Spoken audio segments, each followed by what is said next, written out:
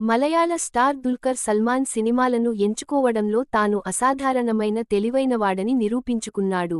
తెలుగు, హిందీ, తమిళం లేదా మలయాళం ఏదైనా భాష లేదా స్థాయితో సంబంధం లేకుండా అతను బలమైన స్క్రిప్ట్లు ఉన్న ప్రాజెక్టులను మాత్రమే ఎంచుకుంటాడు. స్క్రిప్ట్ తనను ఉత్సాహపరిస్తే కొత్త దర్శకులతో పనిచేయడానికి అతను వెనుకాడడు. అంతేగాక అతను కథాంశంతో కనెక్ట్ కాకపోతే అగ్ర చిత్రనిర్మాతల ప్రతిపాదనలను తిరస్కరించడానికి అతనికి ఎటువంటి అభ్యంతరం లేదు. తీర్పులో ఈ స్పష్టత ఇప్పుడు అతనికి విస్తృత ప్రశంసలను అందిస్తోంది. ఉదాహరణకు, కమల్ హాసన్తో కలిసి ఇండియన్ 2లో నటించడానికి దర్శకుడు శంకర్ ఇచ్చిన ఆఫర్ను దుల్కర్ తిరస్కరించినట్లు తెలుస్తోంది.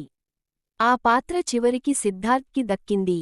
మనందరికీ తెలిసినట్లుగా ఆ చిత్రం భారీ పరాజయం పాలైంది మరియు అన్ని వర్గాల నుండి విమర్శలు వచ్చాయి. దుల్కర్ నిర్ణయం తెలివైనదని నిరూపించబడిన మొదటి సందర్భం అదే. మరొక ఉదాహరణ థగ్ లైఫ్. దుల్కర్ను మొదట మణిరత్నం ప్రతిష్టాత్మక ప్రాజెక్ట్లో భాగంగా ప్రకటించారు మరియు అతనితో కూడిన పోస్టర్ కూడా విడుదల చేయబడింది.